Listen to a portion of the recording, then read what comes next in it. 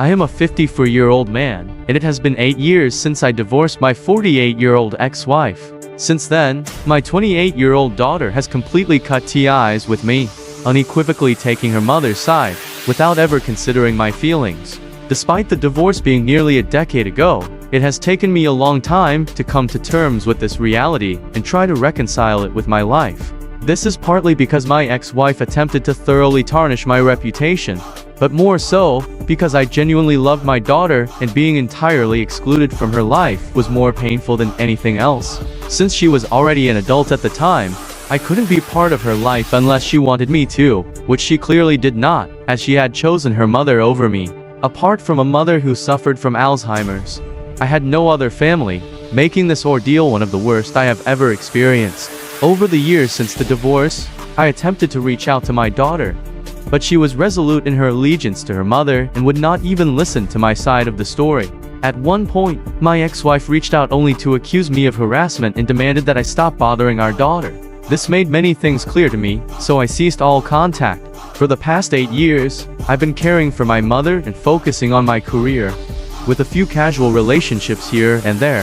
However, I found it hard to truly trust anyone again after my divorce. To be honest, this has nearly summed up the last decade of my life, and I apologize if I come across as a downer.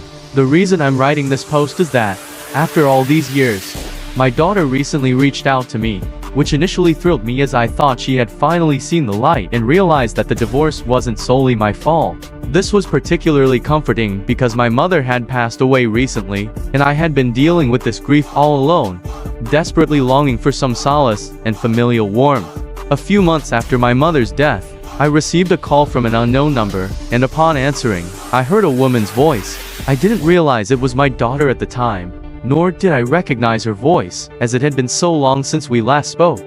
When she introduced herself, I was shocked. She mentioned that she had seen on Facebook that her grandmother had passed and wanted to check on me. I was surprised, not even knowing that she had been following me online, which I found thoughtful. I thanked her for the call, told her I was managing okay, and that I missed her. We talked for a while, and she mentioned that if I was open to it, she would prefer to meet in person rather than just talk over the phone, to which I happily agreed. We arranged to meet at my house over the weekend. After so many years, I was very excited about the prospect of seeing her. So I wrote this post to share my excitement with you all. I hope we can rebuild our relationship, or at least get to know each other again. My daughter came over for dinner because I wanted to cook for her.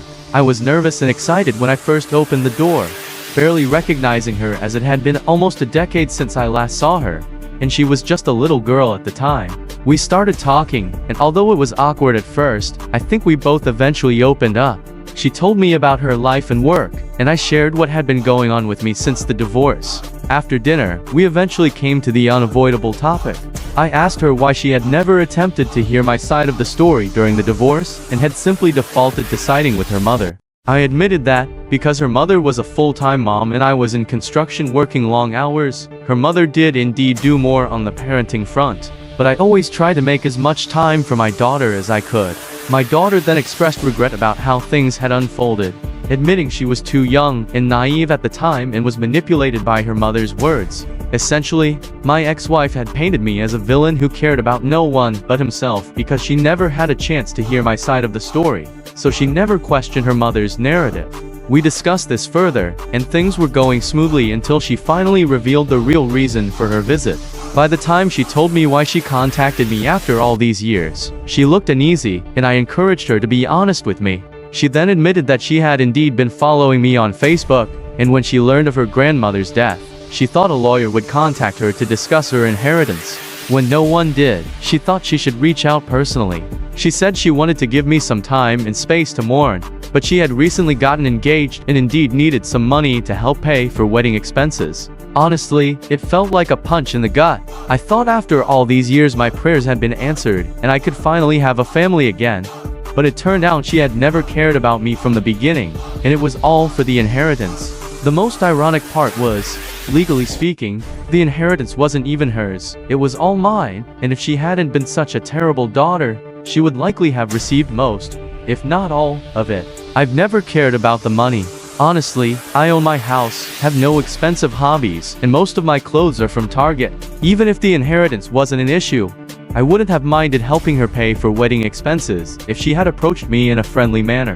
But her attempt to use me and only caring about the inheritance deeply unsettled me. All these thoughts raced through my mind, but I maintained my composure and asked if this was all she wanted from me. She became defensive, stating that the inheritance was secondary, and her real intent was to reconnect with me, something she would never forgive herself for not doing while her grandmother was alive. She said she had wanted to contact me for years, but never mustered the courage because she thought I would never forgive her for unjustly kicking me out all those years ago, also under her mother's manipulation. But I could see from her panicked face that she just wanted my forgiveness, and I couldn't help but doubt whether it was all just for the money.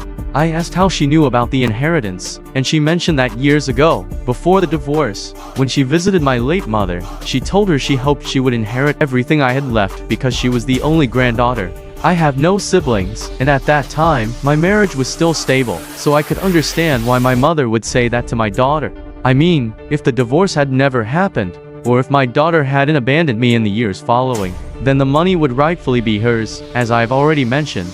But the idea that she only cared about the money and gave me false hope made me feel desperate. I was very disappointed but did my best not to let her know. At that moment, I thought the only way to test my daughter's intentions was to see how she would react if I told her there was no money to inherit. I asked her how much she expected from the inheritance, and she guessed quite accurately. I could see that this whole thing was planned. I then told her, regretfully, that her grandmother had actually left everything to me years ago, and I planned to use that money to start a business, so I was unable to help her. I offered to use my own money to help with some of the wedding expenses, offering a few $1,000s. Her face of disappointment confirmed my worst fears. She said she appreciated my offer, but as the only granddaughter, she should at least get some of the inheritance since it was her grandmother's money. I told her I wished I could help her, but my decision was final, and if she wasn't happy with the money I offered, there was nothing I could do. Her face turned red and she began to get visibly angry.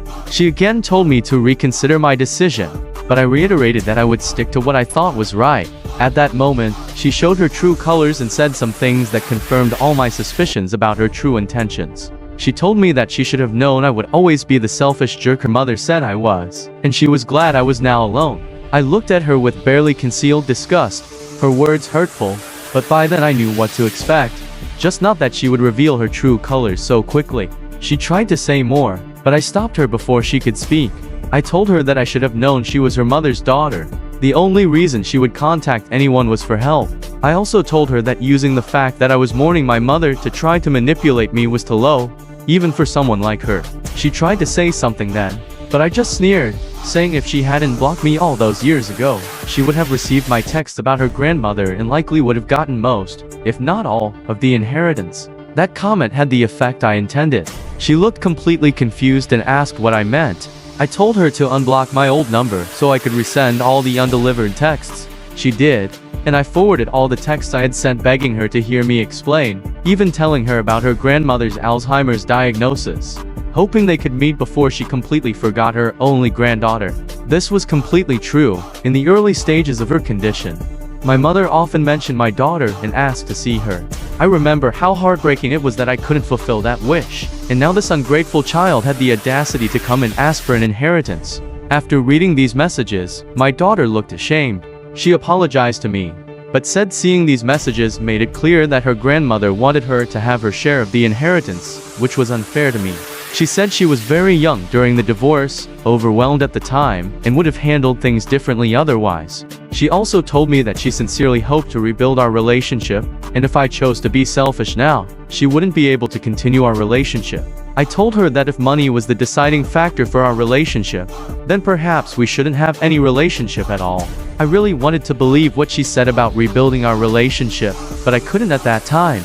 I told her I would consider giving our relationship another chance, but the inheritance was out of the question. She looked at me with hatred as she left my house. After she left, I didn't try to stop her. Since then, I've talked to a few friends, most of whom think I did the right thing. But my closest friend said that since I didn't really care about the money, I should forget about it and at least let my daughter have some if it meant I could have a family in my life. I don't agree with that view, but ever since he said that, I haven't been able to get it out of my head. Should I give my daughter a part of the inheritance? Update 1. I've received more responses to this post than I expected. and I appreciate your advice and perspectives, as they've given me some new insights. I want to first address the most common question, which is what exactly happened during the divorce. I haven't talked about this issue in many years, but I guess now's as good a time as any. I was married to my ex-wife for 23 years, and you might think that after so many years she wouldn't betray me, but she did. I really don't want to get into the details, but I discovered she had been involved with several men, and apparently this had been going on for years until I finally found out. When I did find out, I was completely shattered and didn't know how to face her, so I started drinking heavily and being promiscuous. I nearly ruined my life. I had a huge fight with her, and I think that, combined with the drinking, made it easy for her to manipulate my daughter into taking her side.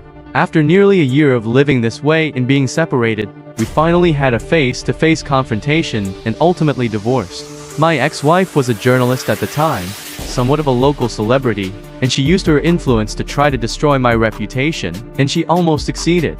After the divorce, it took me a long time to stop drinking and get back to a normal life. As I've already said, my daughter completely abandoning me didn't help matters. I admit, when I found out about my ex-wife's affairs, I was out of control, and for about a year during and after the divorce, I wasn't present as a father. I was pretty much alone, without anyone by my side. But once I stopped drinking and started over, the first thing I did was reach out to her and apologize. But she refused to hear me out and blocked me everywhere. I thought giving her some time would change her mind, but over the years, our relationship only got worse. Now, regarding another big question about my mom's estate, technically, the money belonged to my father. My grandparents were both doctors and bought a lot of property during their careers, most of which they rented out, bringing in a lot of money. Dad passed away when I was 21, leaving everything to my mom. These properties were in my mom's name during my marriage and for a few years after the divorce, when her health was still good. Shortly after my mom passed away, I became the sole heir to everything. My ex-wife got nothing in the divorce except alimony until she remarried a few years ago, because at that time, everything was in my mom's name. So, as far as the current situation goes, my daughter never even came close to owning anything. She certainly knew her grandmother was a landlord with several Airbnbs, but I never touched that money because the money I earned from my construction business was enough to make me comfortable. I hope I've answered all your questions. Also, my daughter hasn't contacted me since that night, and I think she made it very clear that she was enduring all this just for the inheritance, and since that's no longer possible, I don't expect to see her again. I have to say, I'm somewhat disappointed. But at this moment I know I shouldn't have to high expectations of people, no matter who they are. That's it. Thanks to everyone for your support. I really appreciate it. I also think maybe it's time for me to get out there. Maybe start dating again, find a partner, instead of expecting the ghosts of my past to reappear. Update 2 this week has been incredible. I thought this would be my last and only update, but I guess life had other plans. Anyway, I just got back from work and was considering going out with a few buddies when the doorbell rang. I wasn't expecting anyone, but I opened the door, and there she was, my nightmare.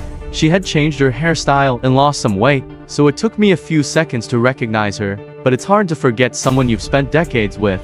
Seeing her shocked me, and I didn't know what to say, so I just stood there awkwardly looking at her. Then she asked if I had time to talk about something. I hesitated, but didn't want to leave her standing at my door, so I reluctantly let her in. You can imagine, it was really awkward. We made small talk about this and that, and then she said she knew it was a bit strange, but there were some things she needed to tell me. I let her continue, and she said our daughter had contacted her and told her about the inheritance. I kind of expected this. I mean, why else would she need to talk to me after all these years? Anyway, she said she knew the divorce was hard on me, and she might have gone too far. I just scoffed, but she ignored my reaction. Then she said I shouldn't punish our daughter because of what happened between us. She said some of the same things my daughter had said, like how she was very young during the divorce, and I couldn't hold a grudge against her for choosing her mother. I stopped her right there, saying I no longer held any grudges against anyone, and even if I had, it wouldn't be against our daughter. I told her that realizing her daughter only wanted to get in touch with her father for some money hurt me deeply. I said the same thing to her that I had said to my daughter, that if she had politely tried to reconnect, she could have had the inheritance. My ex-wife tried to defend herself, but I told her my decision was final, and if they were just going around in circles about this, they were wasting everyone's time. I said I had plans, and if there was nothing else to discuss, she should leave. She nodded, apologized for disturbing me, and I told her there was no need, and she left. After she left, I sat there in disbelief. I never thought I'd see her again, let alone have a conversation with her in my house. It was strange, bringing up a lot of old memories I'd rather not think about again. I went out with my friends and tried to forget about it all. So, yes, that happened, and I needed to vent because thanks for being here with me all this time. Update 3 have another update to tell you guys. I was at work this afternoon when I got a call from my daughter. I was tempted not to answer, but curiosity got the better of me. I picked up and immediately told her that if this was about the inheritance, I really didn't think we needed to have a conversation. She said there was something else she wanted to talk about. I let her continue, and she said she had been thinking about what had happened, and she felt she owed me an apology. She said she understood she should have done things differently, and if I was willing to forgive her and give our relationship another chance, she would be very happy if I could attend her wedding. This surprised me, and I asked her if she was sure. She said yes. I could take some time to think about it and then let her know if I would go. I said okay, then we hung up the phone. I'm really confused right now. On one hand, I'm very excited about the idea of being able to attend her wedding, but on the other hand, I can't shake the feeling that this is just another way for her to butter me up for the inheritance. At the same time, if she is truly sincere, I don't want to ruin the chance to be a part of her life. If I say no, and she never contacts me again, I can't really blame her. If anyone is willing to give me some advice, I would appreciate it. Update for Eve decided to go to the wedding. Many of you said that going to the wedding wouldn't hurt, and I think that makes sense. It's not like I have to do anything in return for being invited to the wedding. And no, I'm not part of the wedding, I'm just a guest. I'm okay with that because I understand that going from not speaking for 8 years to walking her down the aisle in her wedding gown is a big step. And I think neither of us would be comfortable with that. I really hope this is the start of a new chapter, and we can build something meaningful from it. Thanks to everyone who has been listening to me talk and giving me advice. I'm grateful, and I hope you can wish me luck.